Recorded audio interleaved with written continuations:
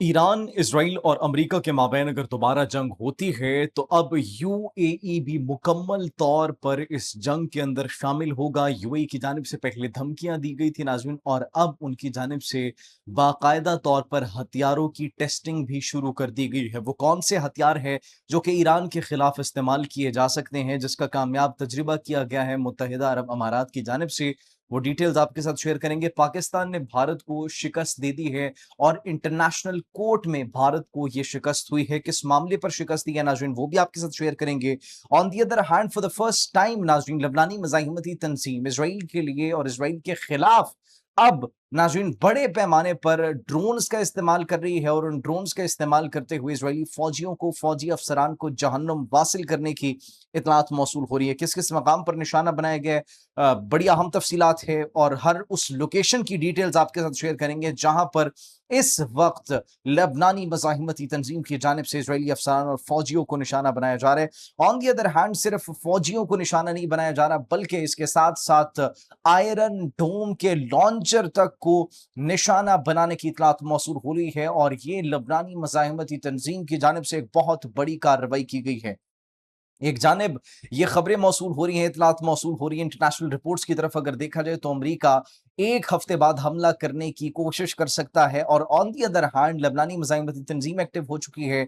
ईरानी parliament की जानिब से ट्रंप को मारने के लिए एक बहुत बड़ी करारदाद और एक बहुत बड़ा इनाम डिक्लेयर कर दिया गया है। वो क्या इनाम है, वो क्या खबर है नाज़रीन, इन तमाम तर डेवलपमेंट्स पर आज हम बात करेंगे। सबसे पहले नाज़रीन बात करते हैं जो इस वक्त मुत्तहिदा अरब अमारात के हवाले से एक नई बहस छिड़ चुकी है कि उनको ऑप्शंस दिए गए थे कि इसराइल का इंतखाब करे या फिर ईरान का इंतखाब करे, लेकिन उन्होंने इसराइल का इंतखाब किया और उन्होंने ईरान के खिलाफ जाने पर अपना फैसला सुनाया कि हम ईरान के खिलाफ जाएंगे। इसके साथ साथ अभी एक नेक्सस भी बनता हुआ दिखाई दे रहा है, जिसके अंदर मुत्तहिदा शामिल है, इसराइल शामिल है और भारत शामिल है। दिफाई डील्स भी हो रही है, मुलाकातें भी हो रही हैं, विजिट्स भी हो रहे हैं, और अब बाकायदा तौर पर हथियारों की टेस्टिंग भी शुरू हो चुकी है। नाज़रीन, जो यूएई ने टेस्ट किया वो शैडो 25 जेट पावर्ड कामिकाज़े ड्रोन उन्होंने टेस्ट किया है। इसकी स्पेक्स की अगर बात की जाए, 400 से 450 किलोमीटर इसकी फी घंटा स्पीड बताई जा रही है, 250 किलोमीटर इसकी रेंज है, 25 किलोग्राम ये वॉर हेड ले जाने की सलाहियत रखता है, और 1 घंटे तक ये मुसलसल परवाज कर सकता है। तो अब उसका कामयाब तजर्बा किया गया है यूएई की जानिब से, और ये सिम्टम्स हमें मौसूल हो रहे हैं, ये हमें जो बयानात और उसके साथ साथ जो एक्शंस लिए जा रहे हैं मुत्तहिदा की जानिब से, ऐसा लग रहा है कि वो भी इस मर्तबा खुलकर ईरान के खिलाफ आएगा, क्योंकि ईरान को उन्होंने पहले भी एक धमकी दे दी है कि हम अब अपने दिफा का हक रखते हैं और जवाब देने का हक भी हम रखते हैं। पाकिस्तान के लिए एक बहुत बड़ी जीत नाज़रीन, वो बहुत बड़ी जीत ये है कि परमानेंट कोर्ट ऑफ आर्बिट्रेशन ने भारत को ये फैसला सुना दिया है कि अब वो पाकिस्तान का पानी गैर कानूनी तौर पर नहीं रोक सकता, नहीं तो उनके खिलाफ कार्रवाई हो सकती है।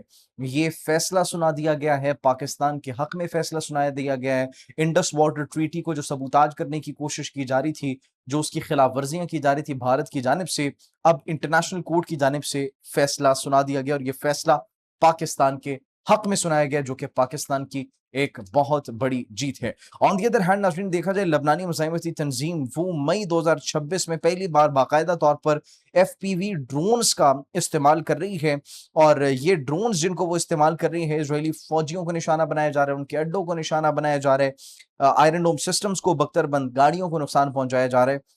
रिसेंटली एक खबर मौसूल हुई है कि लबनानी मज़ाहिमती तंजीम की जानिब से इजरायली एक फौजी अफसर के ऊपर एक ड्रोन से हमला किया गया, और उसको जहन्नुम वासिल करने की इतलात मौसूल हो रही है। जो इस वक्त नाजरीन हमें लोकेशंस मौसूल हो रही है, बिनते जबील में, तैयबा में, फॉरवर्ड डिफेंस लाइन एरिया में, किरियात शिमोना के करीब, शलोमी के करीब और बेत शम्स के करीब, ये तमाम तर वो इलाके हैं जहां पर एफपीवी ड्रोन्स का इस्तेमाल किया जा रहा है लबनानी मज़ाहिमती तंजीम की जानिब से। और सबसे बड़ी खबर नाज़रीन, लबनानी मज़ाहिमती तंजीम की जानिब से ये भी दावा किया गया है कि इसराइल के आयरन डोम लॉन्चर तक को निशाना बनाया गया, उसकी फुटेजेस भी रिलीज की गई हैं, जो कि आप अमूमी तौर पर देख सकते होंगे स्क्रीन पर। तो ये एक्चुअली आप सर्च भी कर सकते हैं इसको। ये लबनानी मज़ाहिमती तंजीम की जानिब से एक बहुत बड़ा दावा किया गया है, जहां पर हम देख रहे हैं कि मुख्तलिफ मीडिया रिपोर्ट्स ये कह रही हैं कि एक हफ्ते बाद इसराइल और अमेरिका मिलकर ईरान पर हमला कर सकते हैं।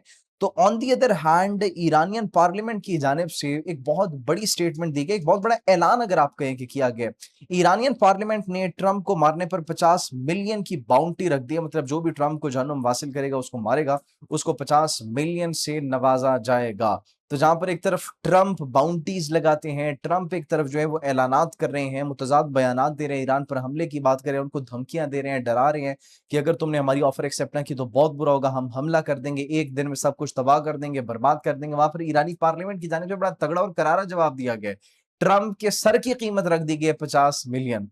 तो अब देखना यह है कि बर्फ इन दोनों के दरमियान पिघलती है या फिर नहीं, क्योंकि चीन का दौरा हमें एज सच इन्फ्लुएंशियल और सक्सेसफुल नजर नहीं आया। आप इस मुताल्लिक क्या सोचते हैं? कमेंट सेक्शन में अपनी कीमती राय से जरूर आगाह कीजिएगा। अपना बहुत ख्याल रखिए। अल्लाह निगहबान।